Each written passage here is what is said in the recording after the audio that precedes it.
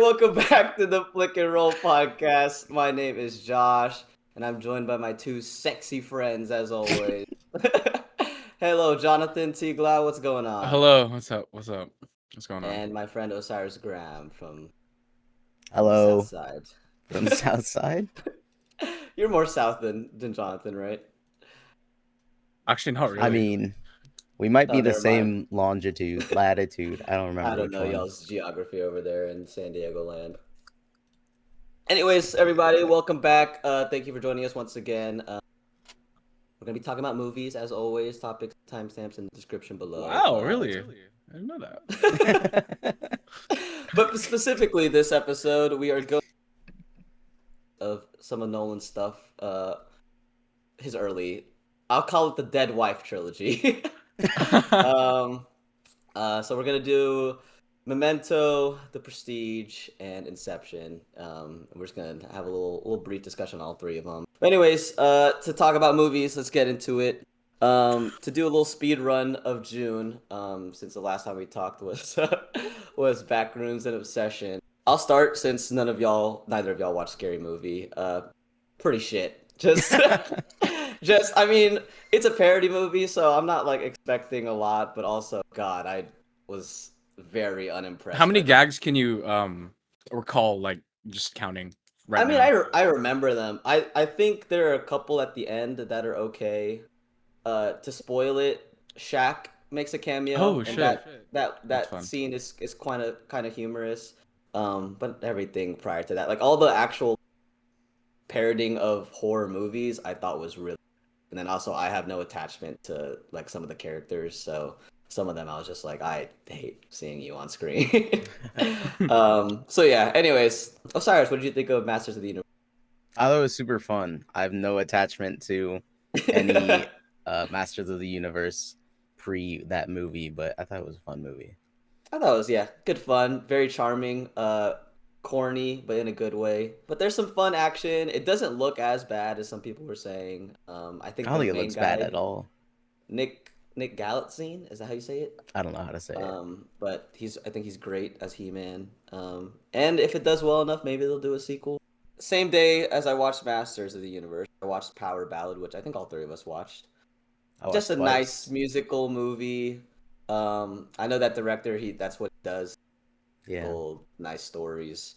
Not musical in the sense of like Sound of Music type beat, but like it incorporates the power of music in a story. I think it was funny seeing Nick Jonas act again. Yeah. Agree. I mean, He's not bad. I've only seen like Camp Rock. That's probably it. Yep. From what limited screen time he has in Camp Rock. It was funny. Cool. I was very pleasantly surprised by how decent a lot of the covers sounded. I thought when they opened with it, I thought it'd be way worse, but Horror delivers what he can. Me too. It's like not that he was doing a bad job, but I was like, I don't know if these singing scenes will work for me. The lip syncing's a little too lip syncy. Yeah, it is The a bit. mixing doesn't sound super great, but by the end, I was like, this is fun. And also, do y'all have an opinion on like, that's the #1 song in the world? Blah blah blah. It's a fine song, yeah. I think people are I mean, hating it. Alex Warren has like super popular stuff, and it's like the same thing. Now, I didn't watch this, but y'all watched this Asian action film called The Furious. Could y'all enlighten me on how good it was? We'll start off with Jonathan again, yeah. It's the most fun I think I've had in the theater. Like top 3 most fun times I've had in theater this year. It's so good. There's a bunch of action sequences, but the very, very last sequences of this movie, they go so over the top with their action that it's both wild and both fun and like it's so wacky that it's fun. It's crazy. so There's awesome. a bike fight. They fight with bikes. Like Mission Impossible 2? No, like street bikes, like a regular okay. like a regular bicycle that you would use to Oh, I'm excited. go Yeah, to I school want to with. check it out. I was maybe gonna try to watch it before the episode, but I didn't have time. What do you it's think, good fun. Osiris? Would recommend. I mean, like you said, the action is all just like a lot of laughs, a lot of Yeah. Wait, what's the plot? If you could make it really quick. You want me to go? You want to? It's pretty much this. He's deaf, right? This deaf. Yes, or guy, he's a mute. He's like He's a mute. Oh yeah, he's a mute. He's a mute. He's a single dad, and then his daughter gets taken, and so he has classic. Oh no, he's actually deaf. Yeah, he's also deaf. Yeah, he's deaf. Yeah, his daughter gets taken, and they basically find out that she got taken by this like ring that traffics children and whatnot, and he goes to try and fight her. Yeah. All right, I will check that out. Hopefully, it's still in theaters by next week. Maybe it's not. Some of the worst dubbing I've ever seen, though. Oh yeah. Also, there's like there's maybe 4 languages within the movie, and they don't choose one to consistently communicate the movie through. Yeah, it's so funny. There's Tagalog in the movie too. It's so funny. W. Did it sound goofy? Yeah. All Tagalog sounds goofy to me. Filipino people are also like the Filipinos in the movie are also the villains, which is pretty funny. Our classic role. Yeah. Just kidding. Next movie. I know for sure we all watch this, and we are in the definite minority that we all like it. And not just that we like it, that we really like it. But I'm starting to get like more videos about like, why did this happen in Disclosure Day? This didn't make sense. I hated this part. And I'm like, I understand all of this, but also I think I just love this movie no matter what. To each their own, but yeah, I had a great time. What about you, Jonathan? So after the first time I watched it, I think I watched it. I did a full.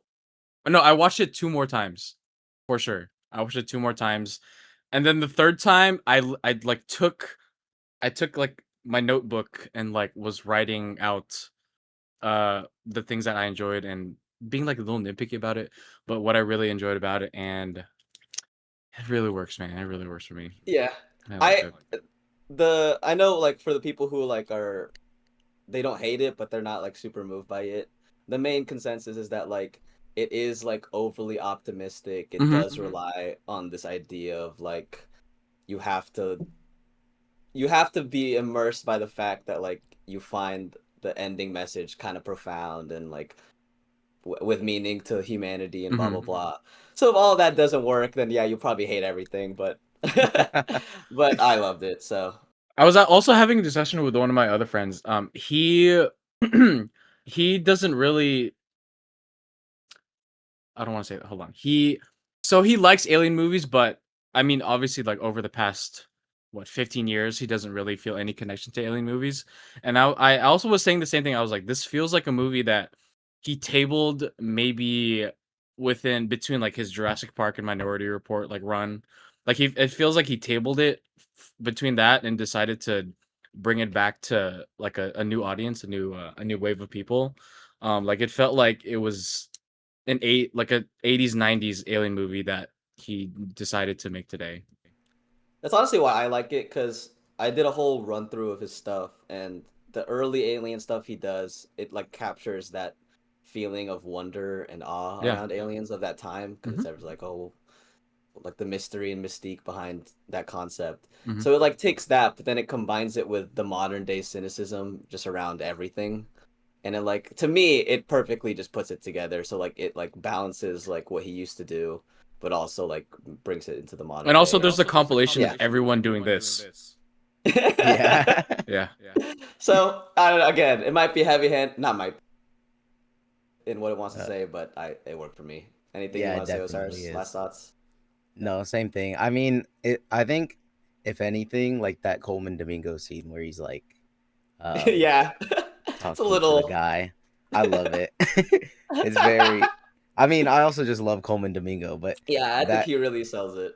That phrasing, is just so Spielberg, and like the way he talks about this stuff and like things in general. I love it. Yeah, and also, the one thing that like people are for sure praising is Emily Blunt is very good in it. So, who knows? Maybe she'll get nominated or something. But yeah, she's pretty great in it. We'll do Supergirl next, which I think me and Osiris are the only ones who watch it, right? Yeah, I don't watch it. No, I didn't. you don't need to. I don't think it's as bad as some people are saying. It's definitely on the mid side, and it's definitely not like terrible, terrible, but it is like after all of these years of having superhero movies, the fact that something like this is still coming out is like, come on. um, that's not that bad. But yeah, what do you think, Osiris? Yeah, I agree. It's definitely overhated.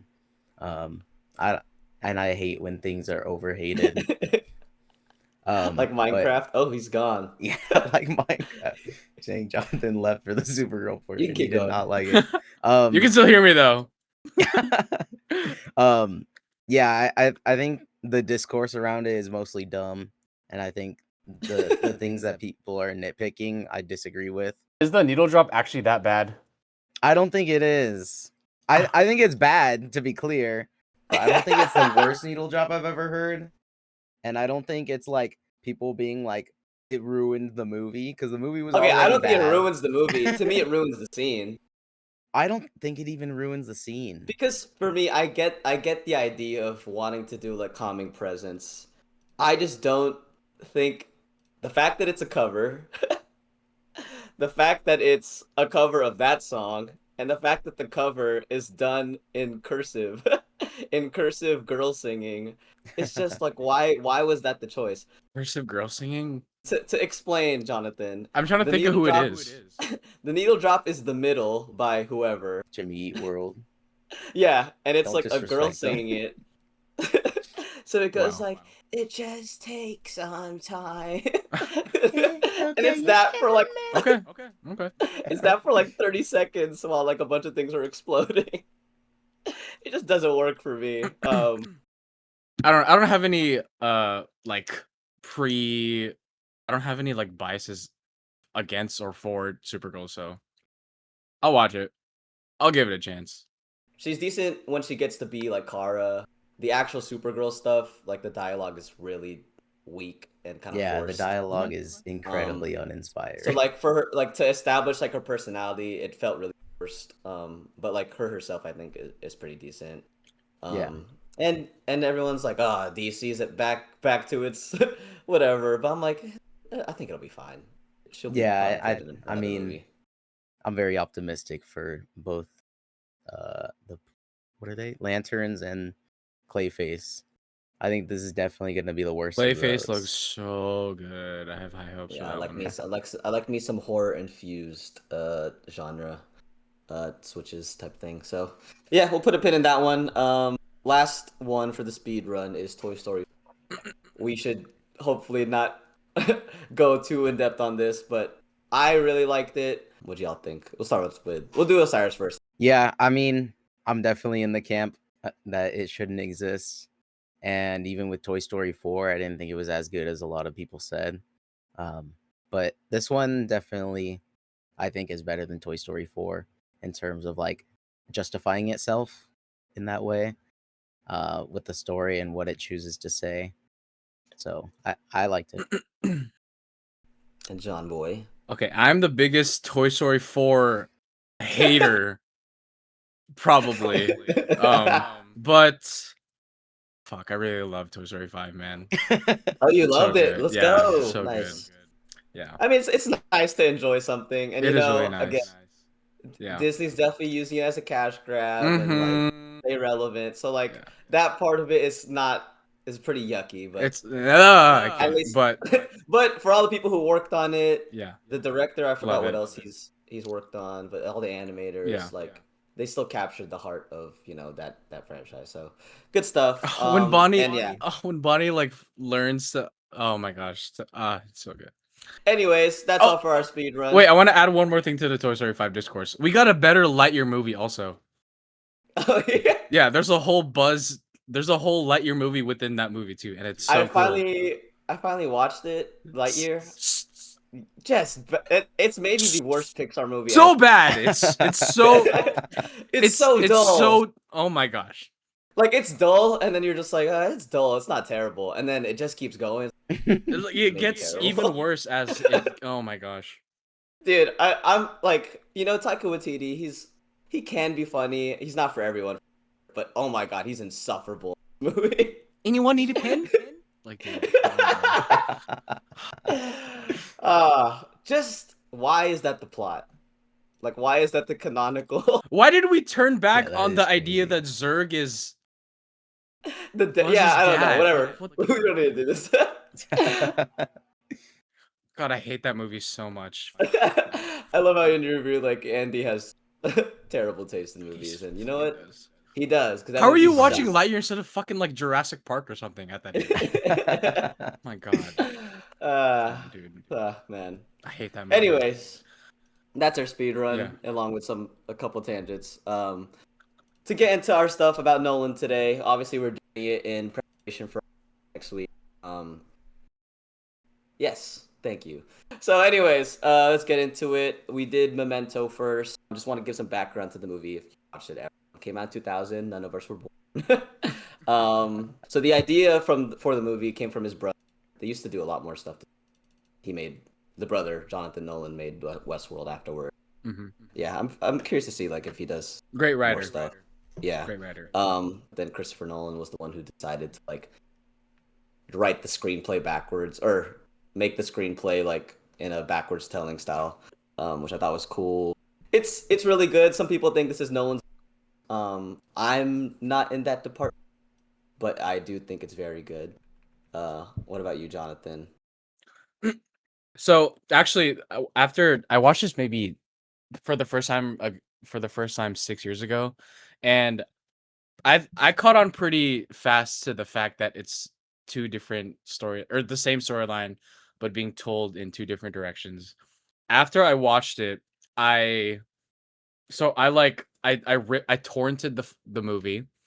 So then I torrented You're the just movie. admitting this. Wait, turn off your camera and run that line again. I ripped the movie, and then I took the what's it called, the backwards, the reverse storyline, and I put it at the end of it. So when I watched it back, it was the black and white. It was like one continuous storyline instead of jumping in between the two. Wait, so when you torrent it, you can. How are you move? What do you mean? I just ripped it. I put it into a program, and then I like moved I like moved everything around. I'm lagging right now. Yeah. But anyways, I ripped it. I moved everything around, and then I put it into one continuous. I'm pretty story. sure they're like if you bought the physical disc for it, which I was reading some stuff, like even the menu is like really cool with like the Polaroids and whatever, blah blah blah. Oh, that's cool. Back when they used to care about I'll buy physical a media. DVD. But yeah, that's one of the special features I think where you can play the movie in chronological Oh, order. so I didn't have to do any of that. Yeah. I mean, yeah. I don't know where that file is, so sorry. I don't know where that is. There's no proof he ever did it, guys. He's just saying. I don't know where that is. But anyways, I watched it. I'm seeing it in its like chronological order. It obviously doesn't work as well, but seeing Leonard's unreliable narrator progress it's so good. It's so good. Yeah. Osiris. Yes. Could you run through the plot for us and then give your thoughts on this movie? Yeah.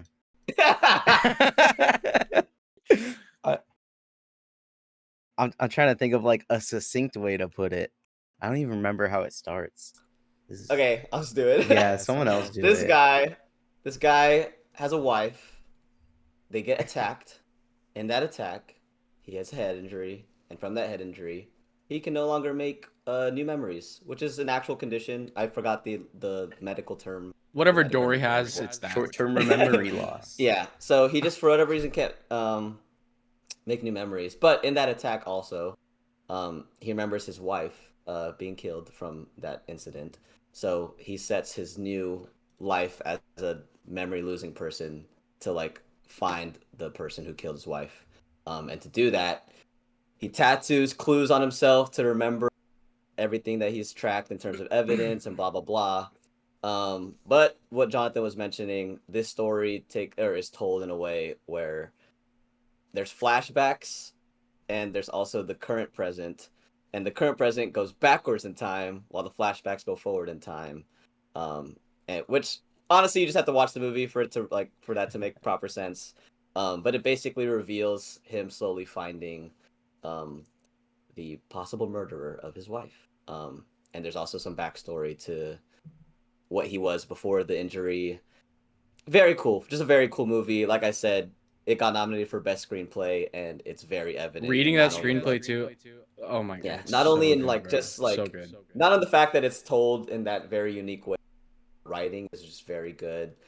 Like once you realize like again the unreliable narrator stuff, the other characters and how obviously they have their starting points that you don't see at the start, and then you see like, oh, that's why they were acting that way in relation to the main character. Just all very, very good. So yeah, Osiris, what did you like about this movie? I think generally, having like an unreliable narrator is a bit of a slippery slope, because I think it gives a lot of leeway in like what you can write, and a lot of screenwriters use it to cheat a bunch of things. But I think this is not at all the case. I think one of the main reasons is like having a unreliable narrator for the sake of it is not what it's trying to do. It kind of like has it by proxy of trying to tackle this character with memory loss.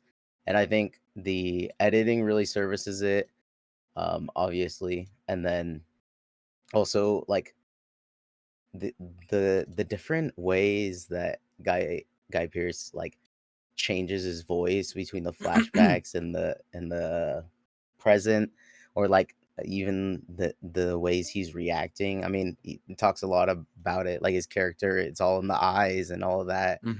And like it's just like a master class in acting, I feel like. Yeah, so we can go into the casting and the acting next. Did you have anything to say, Jonathan? On the rewatch like yesterday that I did, it seriously felt like there were two different people, his flashback self and his current self. I also thought we saw him constructing his like red thread conspiracy board, which we didn't see happen in the movie, because I thought it happened, but yeah. Yeah, we can start off with Guy Pearce. What do y'all think of his performance? We can start off with you, Jonathan. I found something out yesterday too. Guy Pearce said that he didn't really enjoy his performance which is I could see why he maybe wouldn't, because it is very like I think it's great. Don't get me wrong, but I could see why he might think it's like a little dry or like kind of flat. Like flat, yeah. Because it is very like, again, as somebody who's like short-term memory loss and kind of is like a blank slate every time, it does give off that sense when he's like talking to some people that he's not like fully in the conversation, and it could, I guess, if he's reflecting on his own work, that it kind of seems like he's not like really holding a scene properly, like with. But I think that it's perfect for the character, and I think it works super well. But yeah, going off on that, like I said, it feels like two different people. What's it called? Him masking his facial, the way his face is presented when he's learning new information, especially in the storyline when it's being told in reverse, is so good, because in the black and white sequences, it's because the story is being told forward, he's always has this body language and emotions of learning something new every single time and being able to tell something. But in the other one, it's like he's learning forwards by going backwards, and he's like regressing. Yeah, he's regressing but walking forward at the same time. Yeah. And that's another part of his performance that I really like, that it's not like overdone in terms of like, no. For example, like when there's a certain scene, right, where you really see him basically like trying to remember something and then he immediately forgets it. And in that scene, another performance could like overdo it, where they're like really like naive or like really like, oh, what's going on? But I just like how, like Obsession. Yeah. Okay. My fault. But in my opinion, I just like that it's very like it's not overdone, and I again like I see where he might be upset by his performance or like maybe like not super impressed, but I think it's all like the perfect amount of subtlety. And also I think the movie's kind of humorous. No, it definitely it's is. so funny. Yeah. It's so And I funny. think he's a big part of that. Like, just like the not The how foot you chase describe it? I don't scene, know. so Yeah, funny. I don't know like the word for it, but there's times where like it's not The necessarily chase scene is so cockiness, funny. but it's because like he's like just doesn't know what's going on that he kind of just does what he wants type of. Mm-hmm. Yeah. So I kind of like that little swagger he has to his like walk and how he talks in some scenes. Yeah. Well, there's that whole thing where it's like if you can't remember, you have to trust your intuition, and it's like he's doing that the entire time.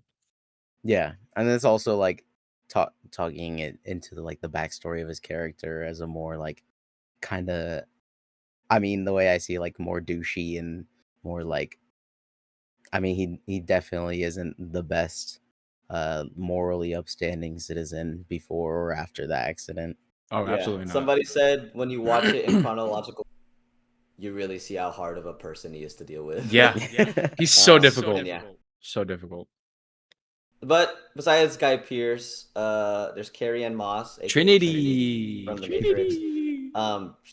I think she's excellent in this. Gaslight Queen.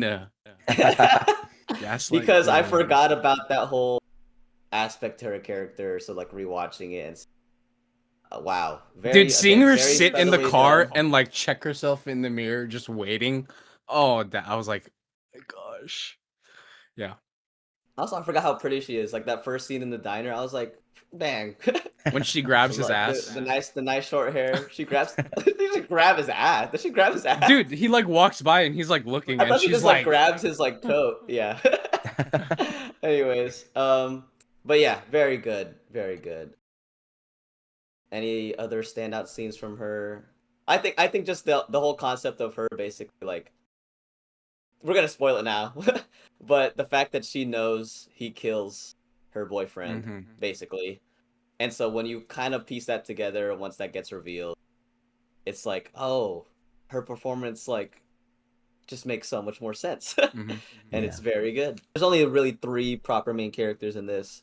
And they're all really good. So the last one is Joe Pantoliano. I think that's how you say his name. Mr. Pants. John Gamble. Just a great prick.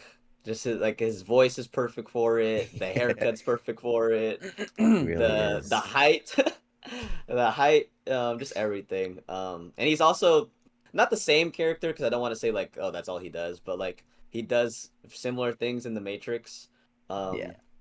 So yeah, Yeah, he's just a rat. Great little character actor, yeah. So yeah, the other twist in this movie. So we talked about that. The main guy Leonard obviously has short-term memory, but alongside the plot retelling of what happened previously to the present, he's also talking about a story of a guy named Sammy Jenkins who. So he used to the main character. He used to be an insurance investigator.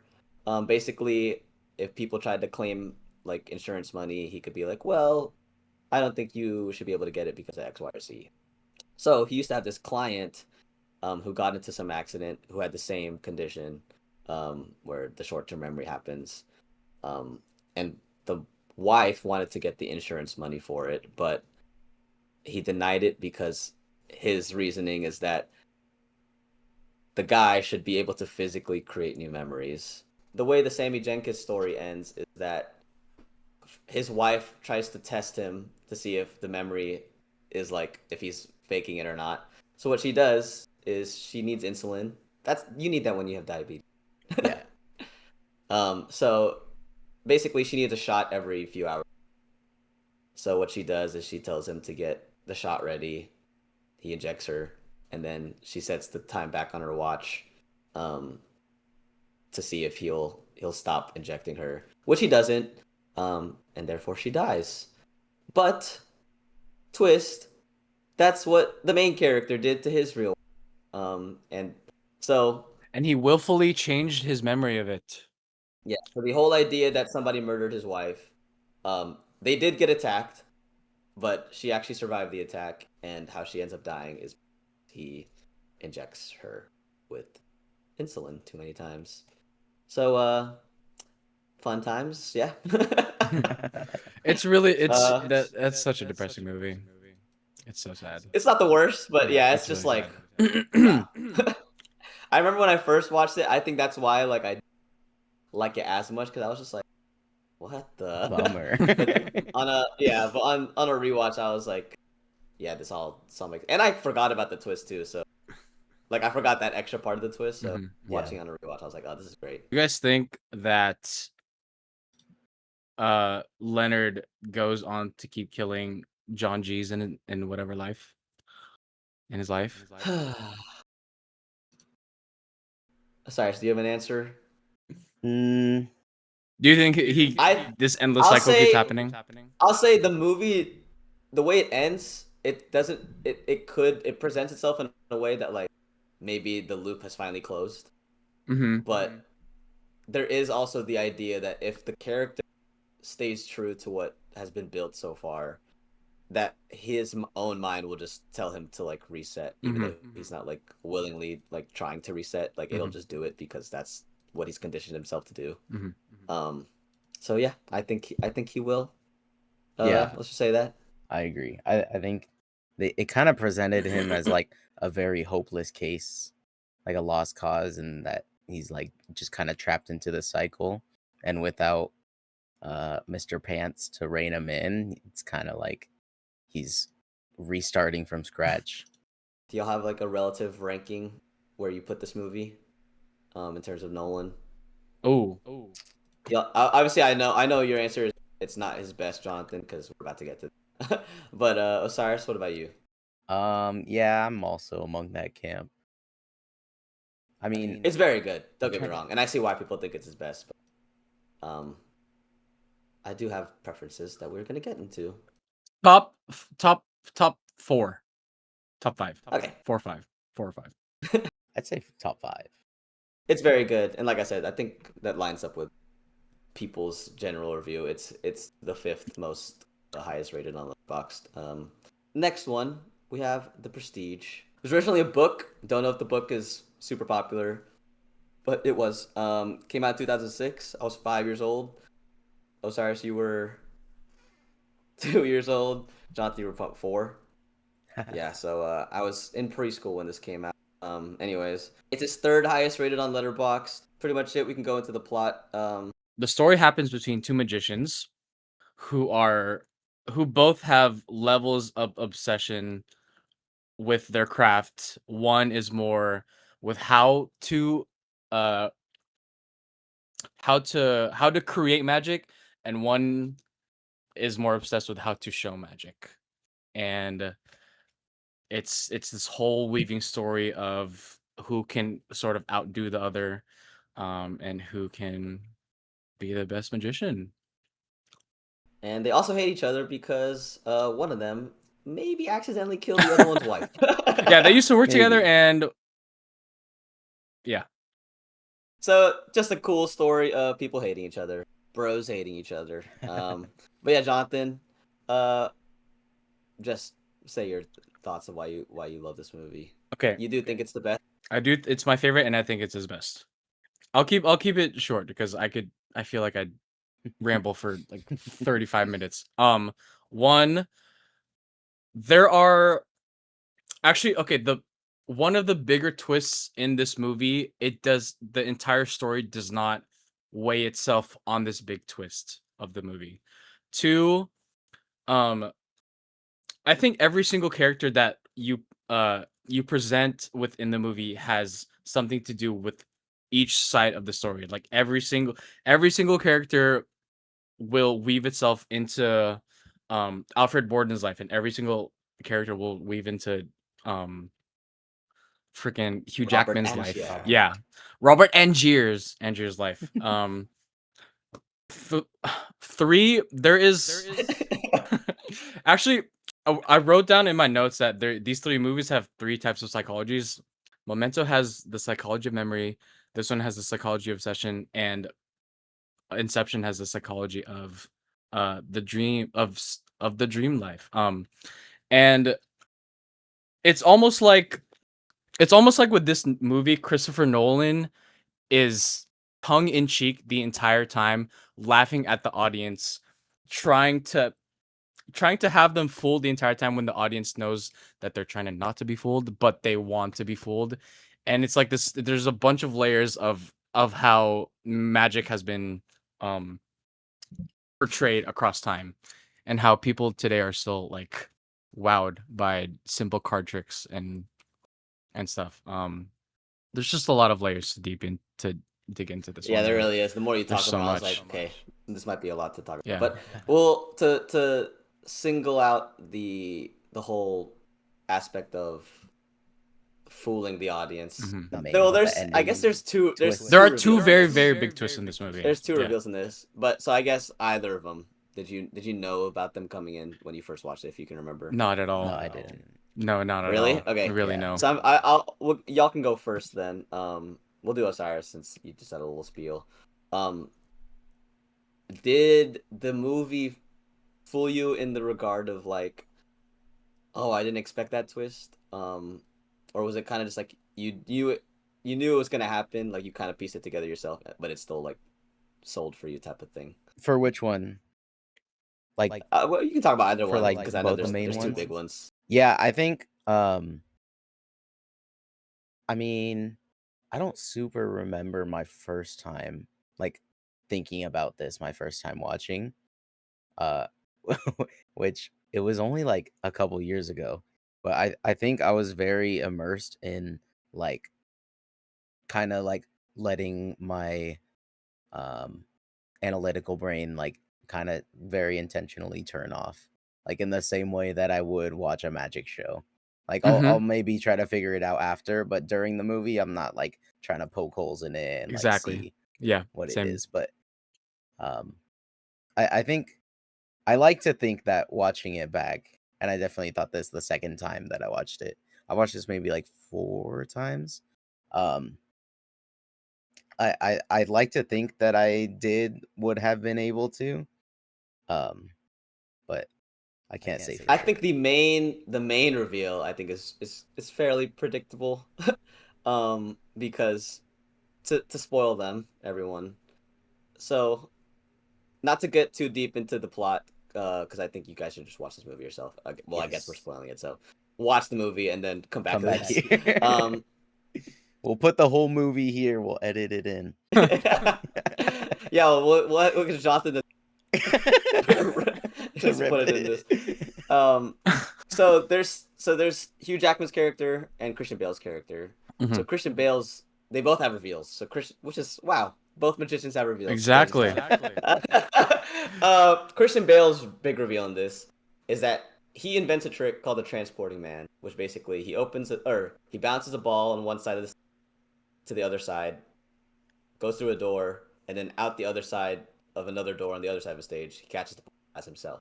So everyone's like, oh, what? How does he do this? How does he transport, like, basically 20 feet in the matter of like 2 seconds, yeah. So the reveal is that his whole life leading up to this point, he's had a twin brother that they switch off playing as one singular Alfred. And the other one plays Fallon is his name. The term is an ingenieur, but I guess like not his assistant, but like the guy like that his manager, researches tricks for him. Yeah, his guy in the chair. So yeah, so the reveal is that, but the reason I say it's predictable is because as the movie keeps going on, they always make mention to this Fallon character, but they never really show his face. They cut very quickly away from his face every single time. Every time. And keep in mind, like, he's like an important part of the story enough that like he gets referenced to, he like helps with the tricks, he goes to other shows, blah blah blah blah. So it's not just like he's like a random one-off like person that's cited in the movie. So at some point you should start to question like, who is this and like how does he do this trick? And you kind of would maybe piece together that maybe it is like a double type of situation. Yeah, there's also like but the level of how they do it is probably again what's more important about the reveal. And then the other reveal, which I guess we'll get into in a little bit. Hugh Jackman, to try to replicate the trick, starts to clone himself, which is maybe a big leap for some people, but we'll get to that. But to speak on the reveals, on a personal level. I knew them coming in because I used to like watch videos like, oh, best plot twists in movies, blah blah blah blah blah. And so I just knew about it going in. But even knowing the reveal, I had not watched this, by the way, prior to this episode. Well, yeah, prior to this episode. So this is my first time watching it, and it was still so good. Like, even though I knew what the reveals were, and it, like, I say it in my Letterboxd review, but it is like a good magic trick. Like, obviously, like, oh, the magician's gonna show me the card that I picked at the start. Like, you know that's like what the trick is Yeah, leading but up you to. But want to be fooled, man. yeah, You want but to be everything fooled. prior to it, the setup and like even knowing how they do it. So like even though, for example, I knew that twin brother, like seeing it play out and seeing like the commitment to it, it's like that to me that's more important than like the actual twist. Um, and so yeah, just awesome stuff. Again, just a really good screenplay. With really great performances. But we'll get into that a little bit. Was there anything that y'all wanted to touch on regarding those reveals? Um, and just the whole concept of Nolan. I was just gonna say that consulting David Bowie to try and clone yourself, I think, is a great tool. That's a great use of your time. Yeah, we can talk about that Yeah. that part of the plot. Again, it might be a leap for some people, and it might like. I'm not saying I've seen this discourse, but like I could see why that would like take somebody out of the movie, that it's like too weird of an extra detail. Mhm. But so David Bowie, he's not playing David Bowie. He's playing Nikola Nikola Tesla. Tesla. And if you don't know anything about Nikola Tesla, he did a bunch of stuff with early electronics. Again, this movie takes place in like the late Victorian 1800s. times. So he's like a big rival of Thomas Edison at the time. And obviously, what happens in the movie is not historically accurate. Or who knows? Maybe it is. But to replicate the transporting man, Nikola Tesla makes a cloning machine, which basically the way Hugh Jackman replicates the clones himself every night. And kills the previous version of himself every single night. Yeah, he was Oh my like, God. So dark. I assume he was making like Hugh Jackman went up to him being like, make me a teleporter, and then he ends up cloning machine. the hats Accidentally. Yeah. Yeah.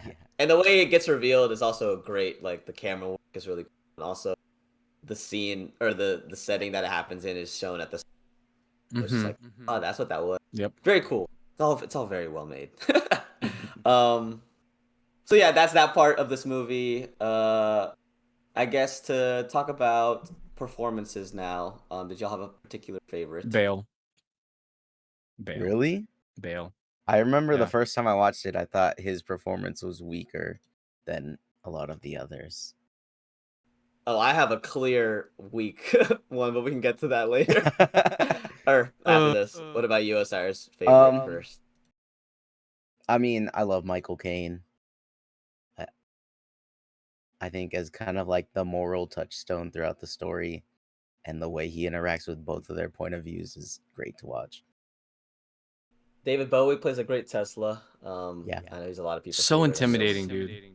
Just so. I don't know if I have a favorite. I think if I had to choose, it's probably Michael Caine.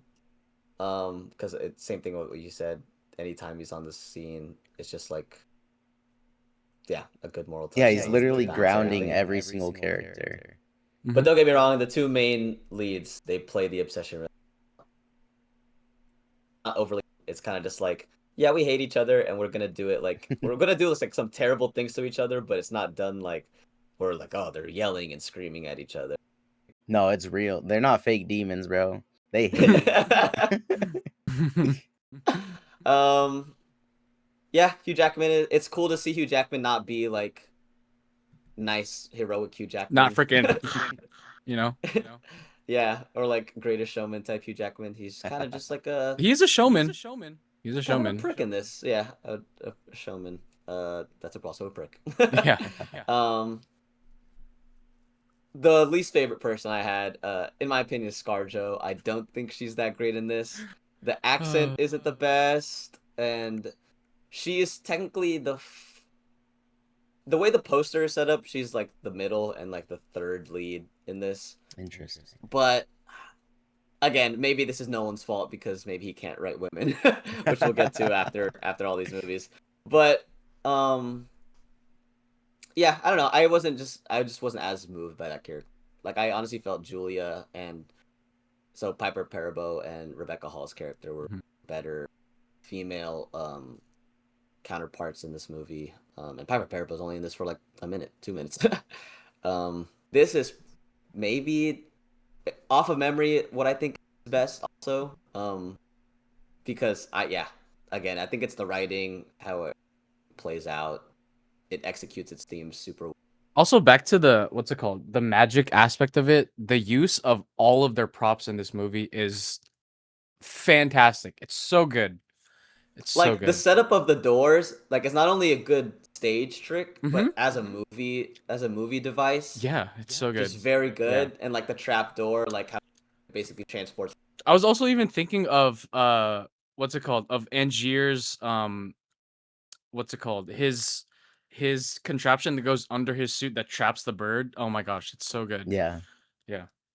Yeah, I love how it's like old magic. It's Yeah. also it's a very well executed period piece. Yeah. In just how everything looks in whatever. Just all good. Just very good stuff. I think aside from like Interstellar, Oppenheimer, or even the Dark or Batman Begins, I think this is my favorite shot movie of his as well. Yeah. We didn't really talk about this. Why do you think Bale is your favorite? He's playing upon constant rewatches of this movie, you can see how well he plays Fallon and Borden. Also, like, I mean, their jewelry, you can tell like who's who based on the rings they wear. But I think you can see how distinct his acting is between two characters. So, being somebody that knew that twist going in, I could watch it like appreciating it as it was happening. I'm like, yeah, this is great. Yeah.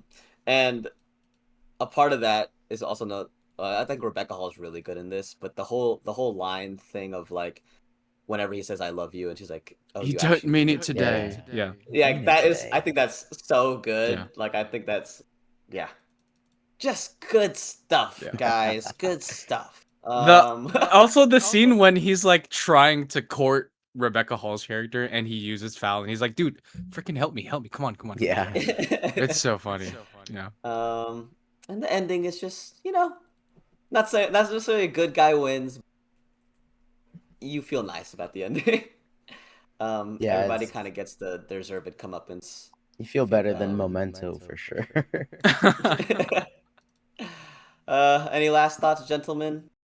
It was cool to see how this teleporting cloning machine was like a precursor to the matter transfers device in Black Ops Zombies. That's cool.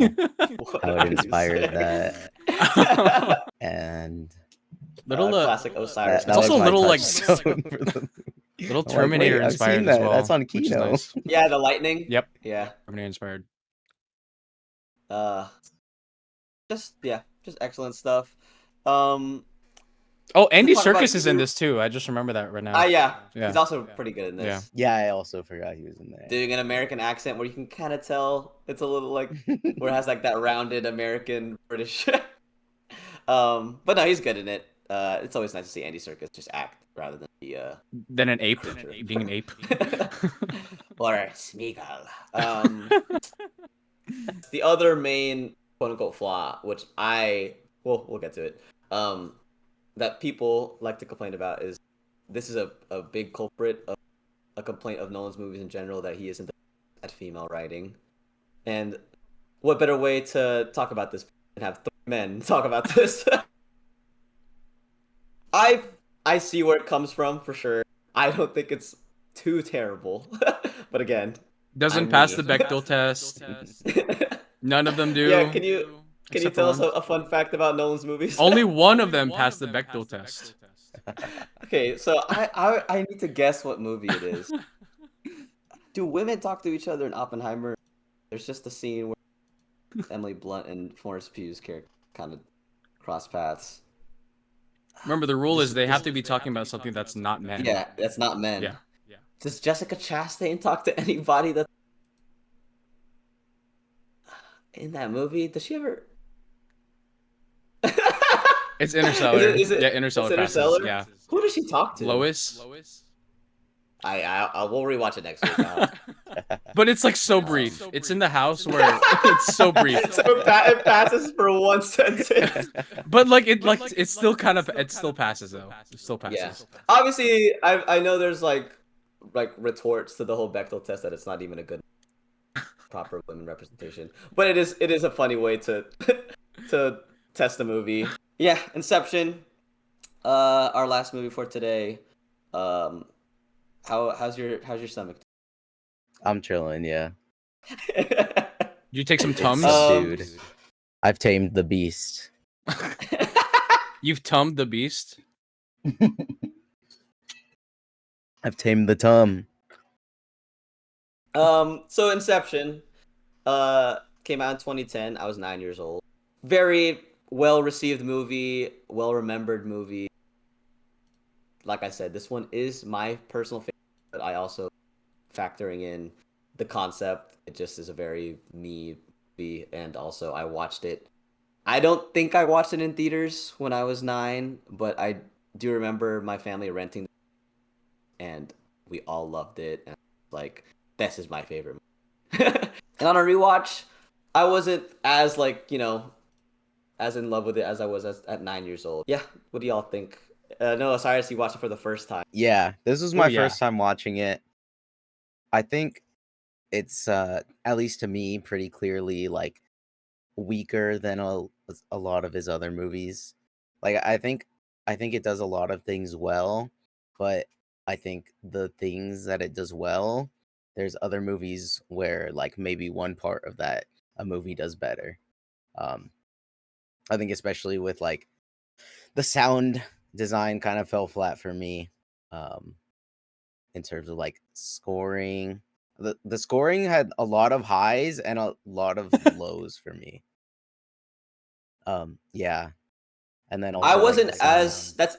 that's interesting because a lot of people really love it, and time, like the theme, time is obviously very It's iconic.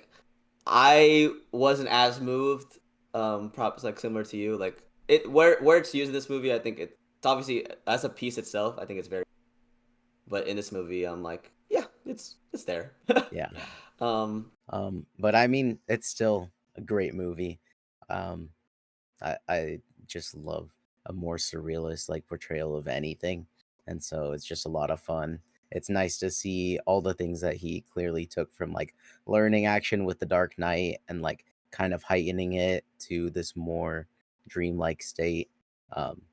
You could just tell he has a lot of fun shooting the action in this, especially like a lot of the action in the snow, and I mean, obviously, like the slow motion is what this movie is like pretty famous for. Yeah, I thought it was good fun. well, you, Jonathan. Aside from the concept of this movie that is obviously so good, this is maybe the one that I think crosses my mind, not the least, but one that doesn't like come to the forefront of my thinking whenever I think of his work. I think just honestly, just because corporate espionage is a little like gray area for me, that it's very that that part of movies is very hit or miss for me. Um, but obviously it's so good in this one. But yeah, it's just concept so good. Overarching theme that it tries to fall under, at least for that part, is like a little whatever for me. But Yeah, fantastic. I will. Let's see how we can divide this up. I'll first say, I just love that it's like a sci-fi, but also a heist. Yeah, also for sure. Yeah, dreams. Yeah. It's a So yeah, great blending. conceptually, it's very fun. Yeah. But so I'll just go with what first comes to mind where I do see a flaw. So I did mention that I felt that the screenplay in Prestige was really good. And the way everyone talked was very natural. In this one, and I know it's like a general criticism of this movie, but I really felt it on a rewatch, is that like it is the way the first half of this movie goes, and honestly you could say all of it. It is very much like Leonardo DiCaprio telling. It's spoon fed. Like, it's very telling- spoon fed. Yeah. Like whether it's the exposition or the themes related to his wife, it's very like, this is what happened, this is how I feel, this is blah blah blah blah blah. So it's a lot less like organically done or felt. And another aspect of the writing,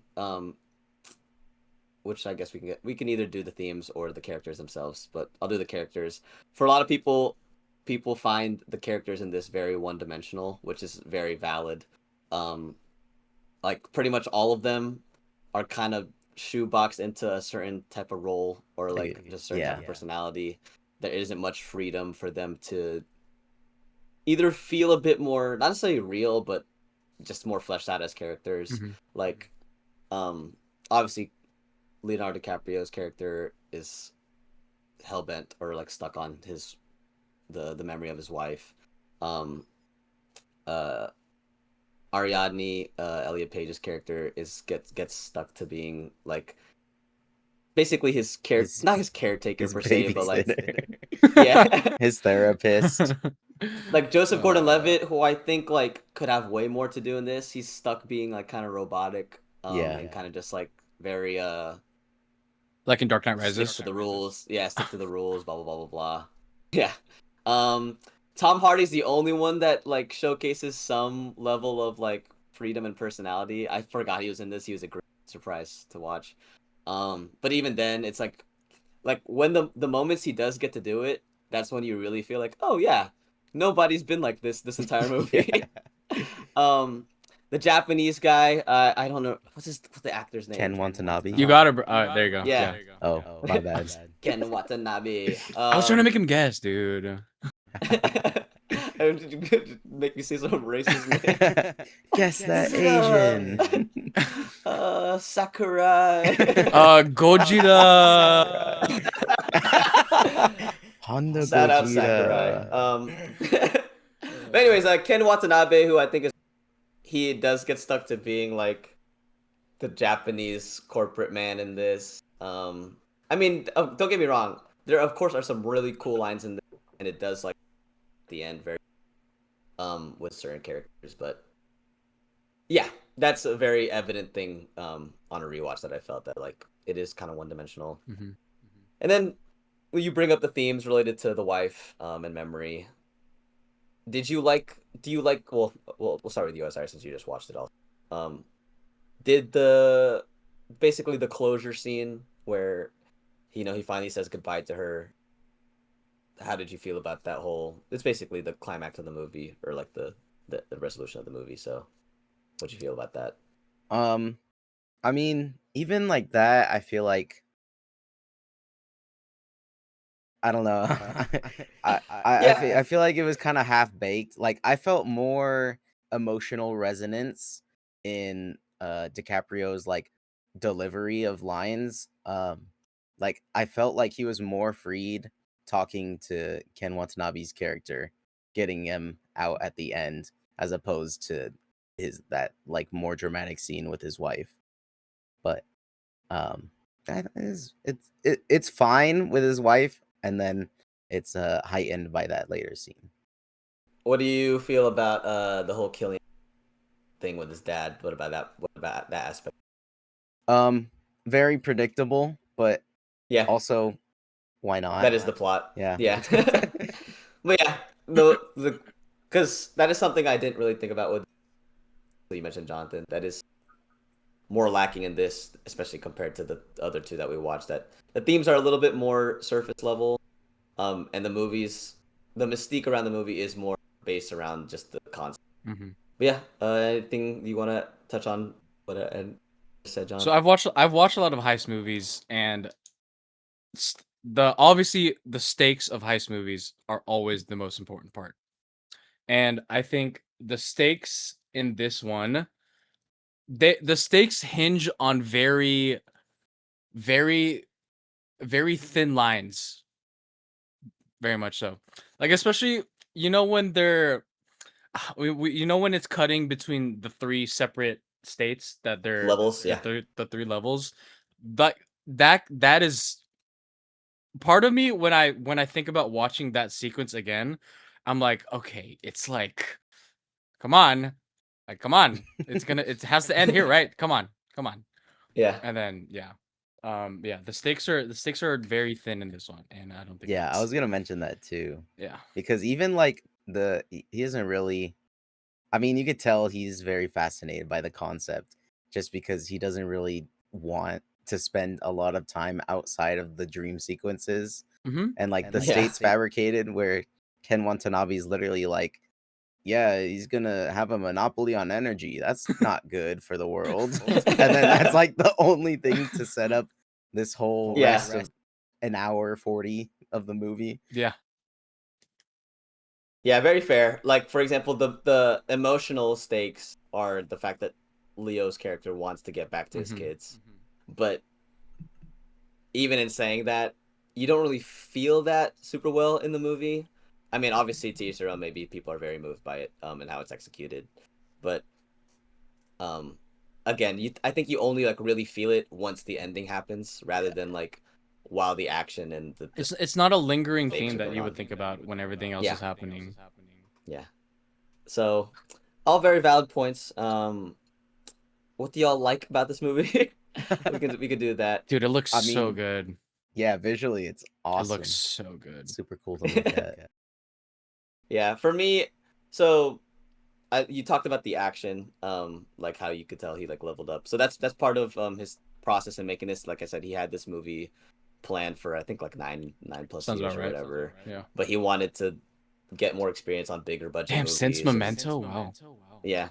So he wanted more experience, which he got through Batman, and he was able to make this. And as much as like all the flaws that y'all mentioned, I think are valid. I think what he got out of this movie in terms of the dreams, the sequences, and the big set pieces, I think are all pretty excellently done. Some people could like want a little bit more surrealism from the dream stuff, I but wanted way more. Yeah, I wanted way more. I find the all the set pieces pretty cool. From the start, like when he gets dunked in the bathtub, then all the water rushes into the castle. And then there's also when he's teaching Ariadne in the street, and then everything explodes. Like I thought that was super sick as a kid, and then the city flipping, and obviously the most iconic That's one still is wowing for me when the cities. yeah. Obviously, the most iconic one is either that or the Yeah. fight, which is great. Um, and the fact that it's practical is insane. And they made Joseph Gordon-Levitt like basically have to do that. Yeah. Something I wrote in my review, which is some people have like retroactively criticized his. We'll see how the Odyssey is. I don't think he does the actual like action like hand to hand. Combat. How else? Like the choreo super well. Mhm. Like I don't think it's shot like that great, but the set pieces surrounding it, I So good. Oh, like big, his bread and big butter. agree. Yeah. Yeah.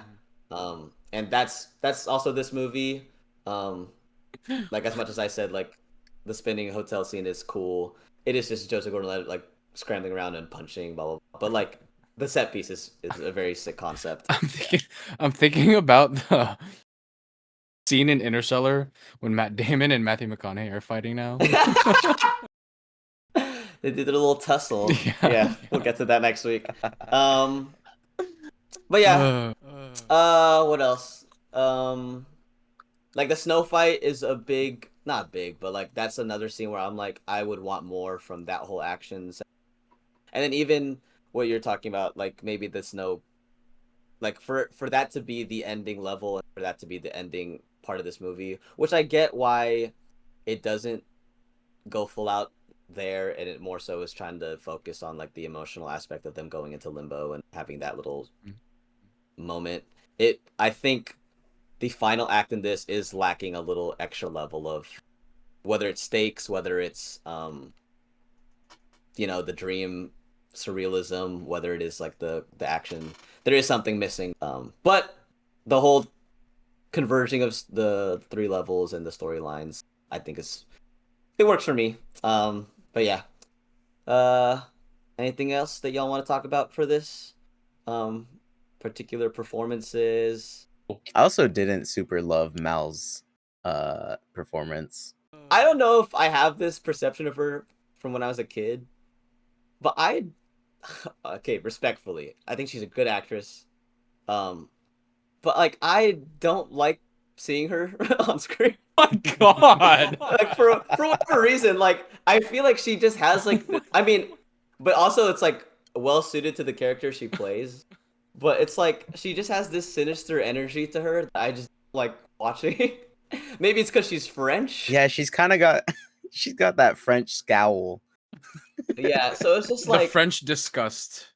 I don't know how to describe it, but it's like when she's on screen, I'm like, you don't feel like a character. Like you obviously feel like a character, but you don't feel like a person. Yeah. You kind of just like, I don't It's know. kind of just there. I don't. Yeah, I don't mean this disrespectfully. Really, I don't. But for whatever reason, I'm not the hugest fan. Both her in both this and Dark Knight. But I think part of what's lacking in that whole relationship and everything is, did y'all really ever feel like a chemistry, or like oh, he really did love her? It was kind of just like, they Yeah, are not playing. at all. I don't know. I don't know why I feel weird about her. She's always made me feel. Again, maybe it's just the sinister French energy. Yeah. Don't get me wrong, good actress. No, I really did not mean any offense, but where do you rank this in his stuff? Me? Fairly low, Yeah, or just in general, whoever. definitely like towards the bottom. I mean, I haven't seen. What are we watching next week? I haven't seen Tenet, and I don't remember much of Dunkirk because I was very tired watching I'll have it. to see how I feel about those It's two.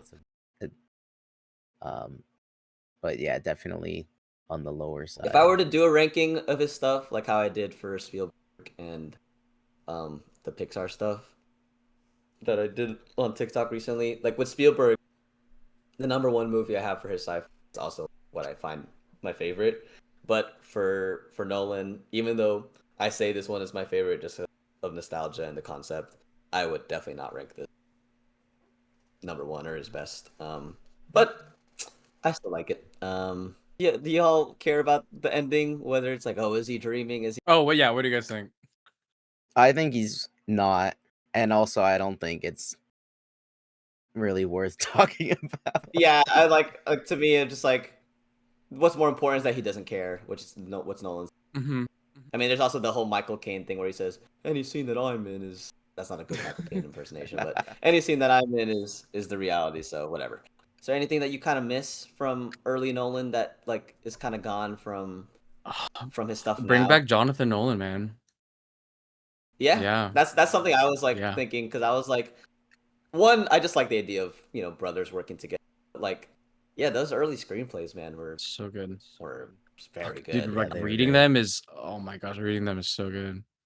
I do also like the idea of because he's now leaned more into action and again like big set pieces, big stakes. But I like how Memento and Prestige are like about either a singular character or like two main characters. And what's it called? Like both have aspects of like mystery, which mystery and twist, which he doesn't have as much. I feel like he needs a break from all these big productions. Yeah, he literally blew up an atom bomb 3 years ago. He blew up an atom bomb. He drove a plane through an airport. What else has he done? He got all those people to film on a beach for Dunkirk. For this one, like the Odyssey was a whole 1 million extras. yeah. More than And they're all Troy. C-list actors at least. So yeah, speaking of the Odyssey, just being a week out, any thoughts going in? I think on How this, you? We'll start with you, Jonathan. on this second reread that I'm doing of the book, the first one I decided to read it just as it is, but I think the second one, I'm trying to imagine Chris Nolan reading it and putting actors in the place of the characters of the books. And now it's like I'm trying to think of the actors that were cast as the characters and reading them as they are in the book. So, yeah. Yeah, that's what I've been doing too. Yeah, I think it'll be interesting. I think the people being like saying that he's like dumbing it down to now's language, I think that's a dumb criticism. I agree that's a dumb criticism because some of the hate for I'm like, bro, one, it hasn't come out yet, and two, like, since when were all of these Odyssey like fighters like, I don't know. It just feels like very weird, like, to be defensive over this thing. Yeah, I think we mentioned that in a past episode. It's like that's a weird thing to hold so It's like, dear. oh, it's not historically accurate, but like who cares? I Fake guess. I demons, don't bro. know. there all of are them. I mean, there's obviously the stupid.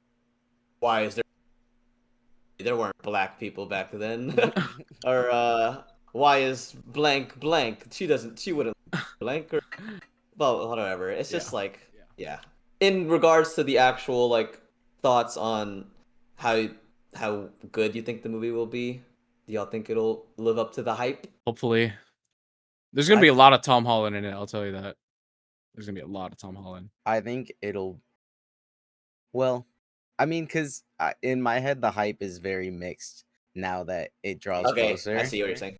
But I think it'll be very good. I mean, in terms of like regular movies, like not comparing to Yeah. his other movies, I think it'll be like stellar, one of the movies of the year.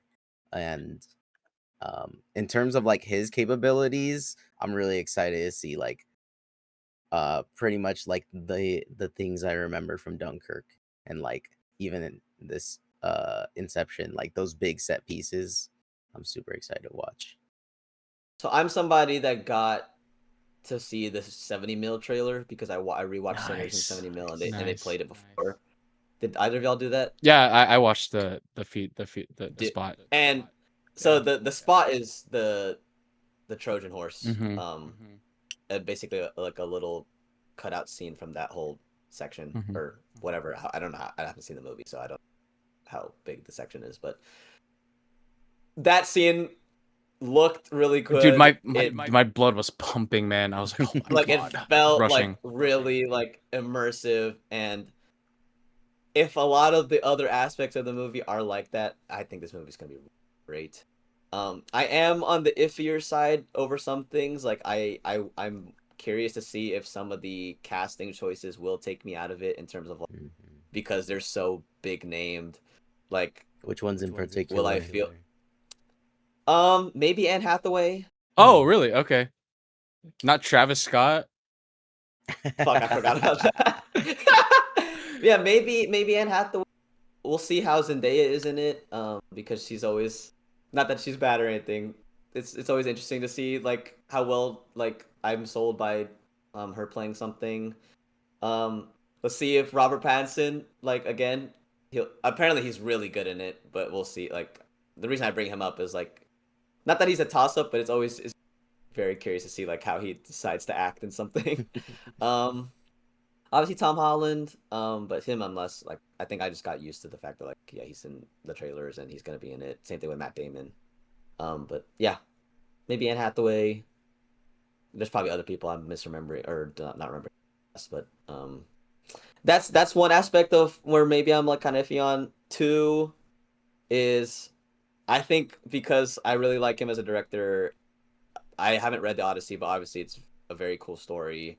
And from what I experienced in that trailer, I really want it to be really great, and I don't know if I will like really really love it. I think I'll just be like, oh, it's pretty good type of thing. So that's another quote unquote iffy part. But yeah, I hope it's great. Some of my Letterboxd mutuals already got the early screening of it in some parts of wherever they watched it like this past week, and they're like, you know what, it works. Okay. Yeah. Like it very much. And I haven't read it, works. so I also don't have that aspect to how I feel towards the movie. Yeah, we'll see. To wrap this up, as always, what's favorite thing I've been up to watch this week? or month or whatever. Bear season 5. Finished it. So Did you like good. it? Loved That's it. so good to hear because Loved it. it didn't get much hype on social media. Not I didn't necessarily see anything that it ended. Which is a shame because you know how much that show was like really beloved when it first started. Then it kind of petered off, but to hear that the ending is good, at least in your eyes, is good to hear. I will watch that soon. Osiris? X-Men 97 started up season 2. I love season 1 and season 2 looks awesome so far. There's so much And stuff the to story do. is such a fun, like, such an adventure. And I'm really excited for the rest of the season. Nice. Did you hear I cannot say his name. Abdul something something from Wonder Man got nominated for Yahya Abdul Mateen. Yahya Abdul Mateen the third. Yeah. You know, The third? I didn't he know got that. nominated for it. That's really cool to see Oh, that he got nominated. also, I didn't finish it, but I watched like 4 or 5 episodes of Spider Noir, and that's been really good. And also, that got nominated for I think 11 Emmys. 11? Yeah, it's a bunch. Wow. Is that a record It's like for in Nicolas that Cage? range. It's like 8 to 11. I forget the exact number. Probably. Wait, what'd you say? I was like, is that a record for Nicolas Cage for anything? I mean, yeah, For probably. Emmys, most definitely. Yeah, it's gotta Yeah. be. For me, I have two things: World Cup going on and big soccer. So World Cup Yeah. it's just the greatest, one of the greatest things ever. The second thing is, have y'all ever been to Yosemite? No. Do you know the Half Dome hike? Mm-hmm. Yeah. Jonathan? I've never done it, but I know That's it. That's what I did. That is one of the best experiences of my life. In hindsight, when I was going down the hike,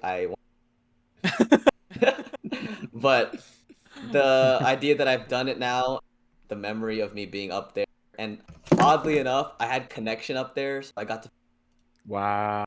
That's so sick. Wow. And I FaceTimed some of my good friends there.